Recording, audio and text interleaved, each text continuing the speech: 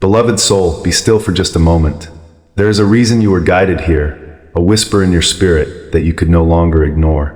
You are not here by chance.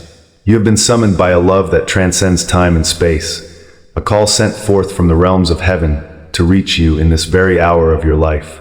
I am Michael, and I stand as a guardian beside you, wrapping you in my light as you receive this message.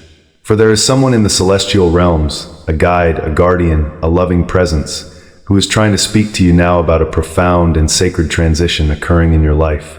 It concerns a person, a connection that has been deeply woven into the fabric of your being. This message is about a person who is leaving your life, and this departure, in its own way, is forever. Do not let fear grip your heart at these words. Instead, take a deep, calming breath.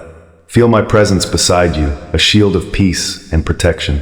The purpose of this message is not to cause you pain, but to bring you understanding, to illuminate a truth that your soul needs to accept in order to evolve. Today, together, we will explore how to face this truth with divine courage.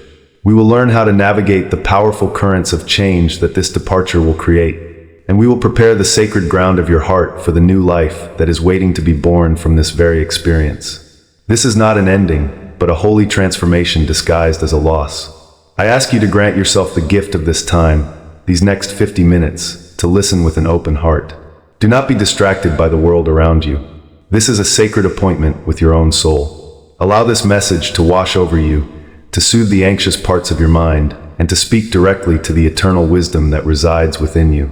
Stay with me, and let us walk through this threshold together, from a place of confusion and heartache into a new dawn of clarity, strength, and profound peace. The journey into your new beginning starts now, and it starts with understanding the divine nature of the very change you are facing. Change is the language of the universe, the rhythm to which all of creation dances. It is the unwavering law of life. The sun rises and sets, seasons turn, a seed becomes a flower which then returns to the earth. To resist change is to resist the very flow of life itself, and this resistance is the source of so much human suffering. You are facing a significant change now, a personal shift that feels seismic because it involves the departure of another soul from your daily existence. This departure creates a void, an emptiness where a familiar presence once resided, and the natural human instinct is to rail against this emptiness, to try and fill it with denial, with anger, with desperate attempts to hold on to what has already begun to dissolve. But I want to offer you a higher perspective. I want you to see this change not as a cruel twist of fate, but as a sacred act of divine love. Imagine a master potter with a lump of precious clay. The potter has a vision for a magnificent vessel, strong, beautiful, and capable of holding the most sacred light. He begins to shape the clay, but finds that it has become hardened in a certain form. It is a good form, a familiar form, but it is not the form of its highest potential. To create the masterpiece he envisions, the potter must make a difficult decision. He must break the clay. He must press his thumbs into it, dissolving the old shape, returning it to a state of pure potential, so that it can be reshaped into something far greater. This act of breaking may seem violent to one who doesn't understand the potter's vision, but it is an act of absolute necessity and profound creativity. You, beloved soul, are that precious clay.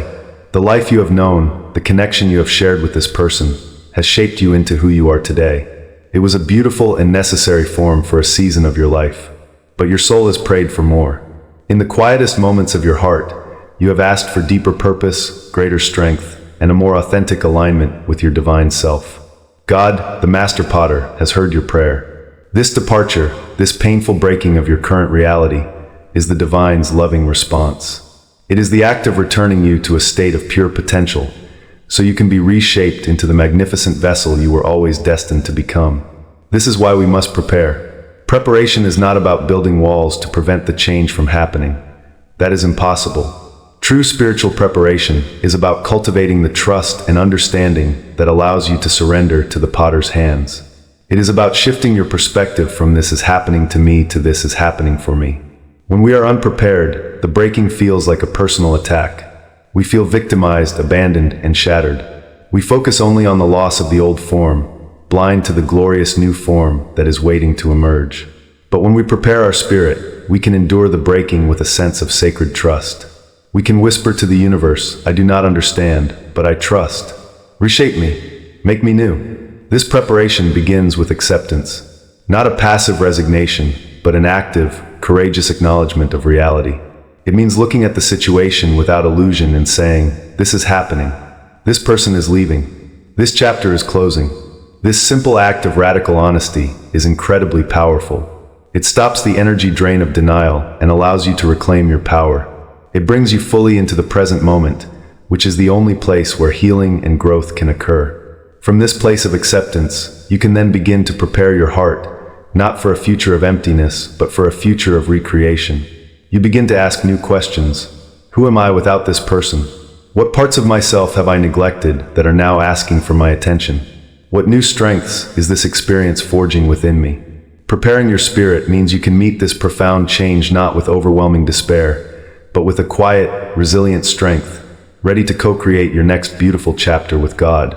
And this brave acceptance will be your greatest shield as you face the inevitable shadow that accompanies such a significant loss, the shadow of fear. Fear is a natural human emotion, a primal response to loss and the unknown. When a person leaves your life forever, it triggers your deepest fears. The fear of being alone, the fear of not being loved, the fear of an uncertain future. This fear can feel like a cold, heavy shadow enveloping your heart, paralyzing you and making it difficult to breathe. It whispers terrible lies. You will never be happy again. No one else will ever love you. You are not strong enough to handle this. If you allow it, this fear will become your jailer, locking you in a prison of grief and preventing you from moving into the new life that awaits you. But I am here to tell you that you are the master of this fear, not its captive. You have the power to face it, to diminish its hold on you, and to walk through it into the light. Confronting fear does not mean pretending it isn't there. It means acknowledging it with courage. It means turning to face the shadow and saying, I see you. I feel you, but you are not the truth of who I am, and you will not command my destiny. This act of recognition is the first step in reclaiming your power from it.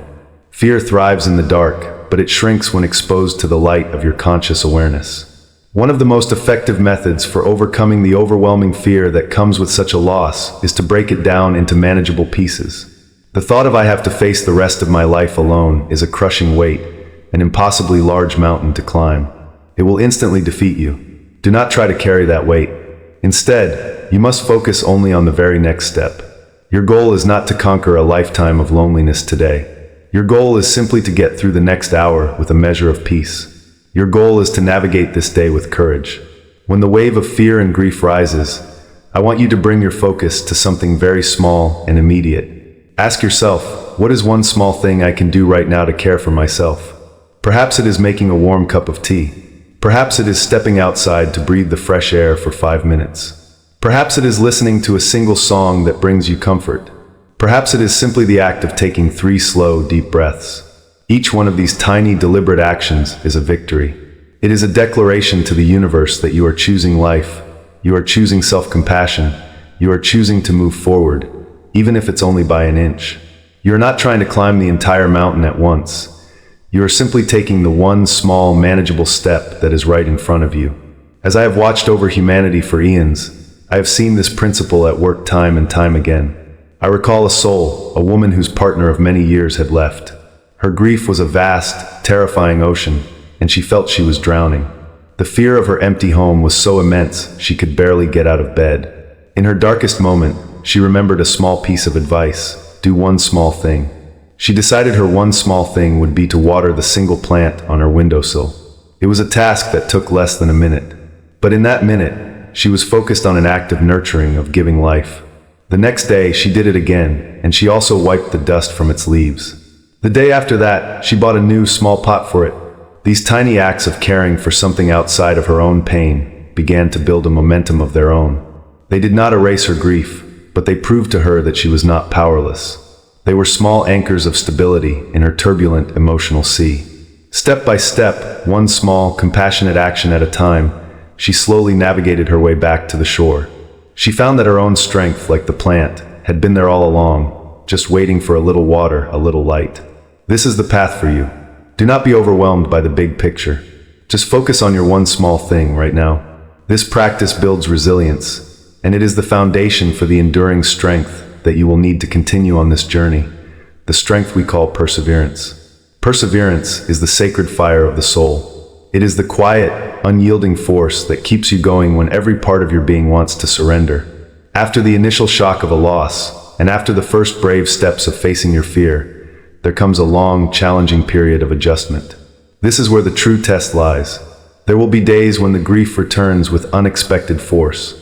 There will be moments, a song, a memory, a familiar place, that send you spiraling back into sadness. It is during these times that the temptation to give up, to simply reside in the sorrow because it feels easier than fighting, is at its strongest. This is where perseverance becomes your most crucial ally. Perseverance is not about being emotionless or strong in the way the world defines it, suppressing your tears and pretending you are fine. That is not strength, that is denial. True spiritual perseverance is the courage to feel all of your emotions, the sadness, the anger, the loneliness, and to keep moving forward anyway. It is the act of honoring your grief while refusing to let it become your permanent address. It is allowing the waves of sorrow to wash over you, and then, once they recede, planting your feet back on the ground and taking another breath, another step. Think of a single seed buried deep in the earth during the cold, dark winter.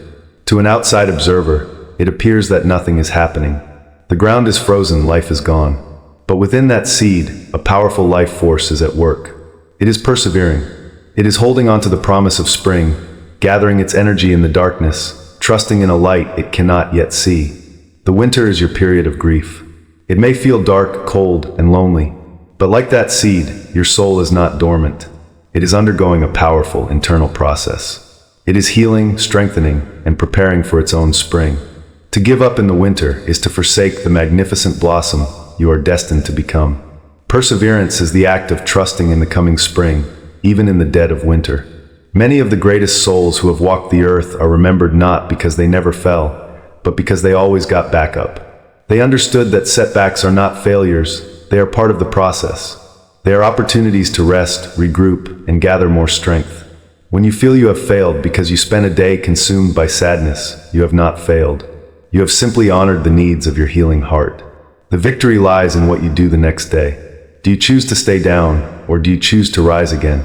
Perseverance is found in that choice, made over and over again. It is more than just willpower. It is an act of profound faith in yourself.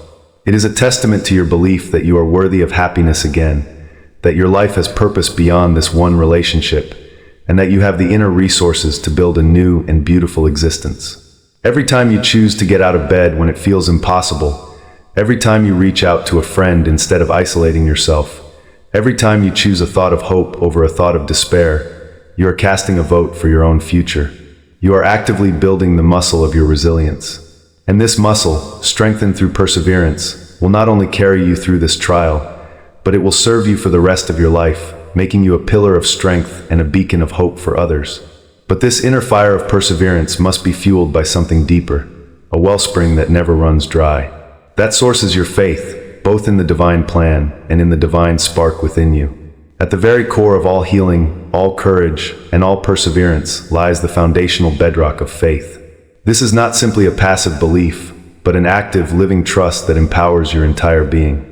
This faith must be cultivated in two directions simultaneously: faith in your own inner strength and divine worth, and faith in God, in the benevolent intelligence of the universe that is orchestrating your life for your highest good. Let us first speak of faith in yourself. This loss can deal a devastating blow to your sense of self-worth. It can leave you feeling flawed, unwanted, or incomplete. You must consciously and deliberately fight against this illusion. Having faith in yourself means remembering who you truly are beneath the layers of grief and identity tied to this other person. You are not half of a whole. You are a complete and perfect soul on your own unique journey. Believing in yourself is the act of placing your hand on your own heart and affirming, I am strong. I am resilient. I am whole. My worth is not determined by anyone else's presence or absence in my life.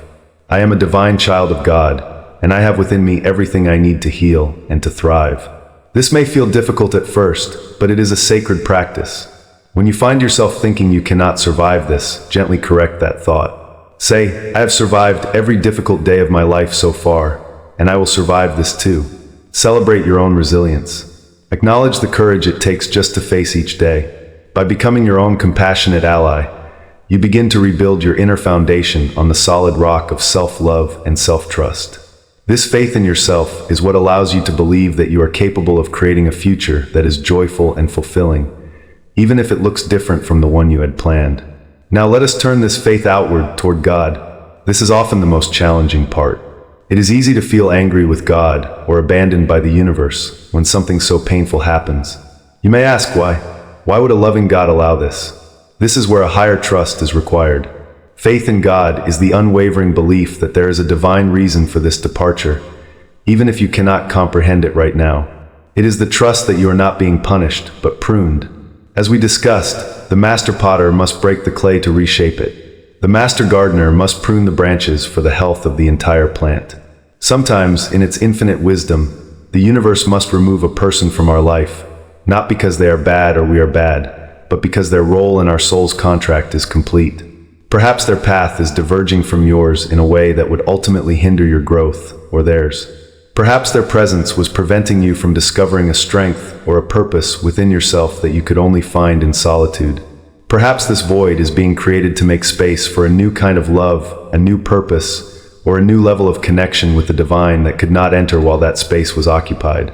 Faith in God is surrendering your need to understand why, and instead, trusting in the divine what for.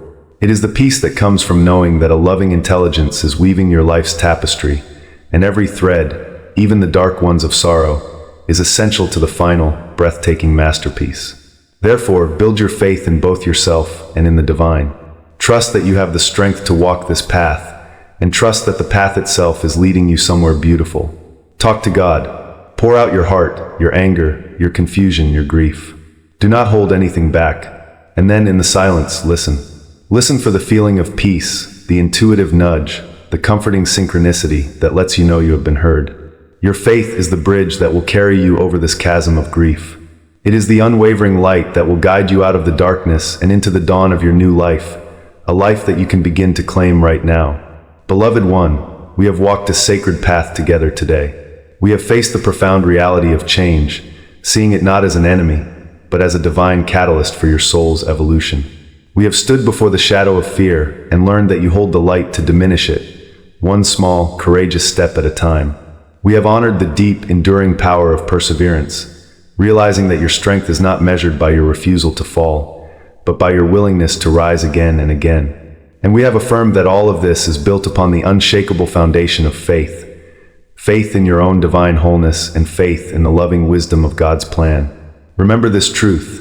Every change that enters your life, especially one as deep as this, is a sacred opportunity to grow, to heal, and to become more fully the magnificent being you were created to be. My final message to you is this: do not give up. Do not surrender to the darkness. In your moments of deepest sorrow, I want you to remember this conversation. Feel my shield of protection around you, and know that you are never, ever alone. Trust in the strength you have within you, and lean on the infinite love and support of the divine. The pain you feel is real, but it is not your final destination. It is a passageway, and you are walking through it now. So let this be your moment of decision. Do not wait for tomorrow to begin your healing. Start now. Open your heart to the possibility of a new beginning. Release the need to understand everything, and embrace the peace of trusting the process. Take one small, compassionate action for yourself right now, as a signal to the universe that you are ready to receive the blessings and opportunities that are waiting for you. A new chapter of your life is waiting to be written, and you, brave soul, are holding the pen. I leave you now with a blessing of profound peace. May the sapphire light of my protection surround you, dissolving all fear. May the golden light of divine wisdom fill your mind, bringing clarity and understanding. And may the pure, white light of God's unconditional love pour into your heart, healing every wound and reminding you of your eternal worth. Go forth in peace, and know that your heart will mend, your spirit will soar, and you will prosper in ways you cannot yet imagine. Your journey continues, and it is glorious.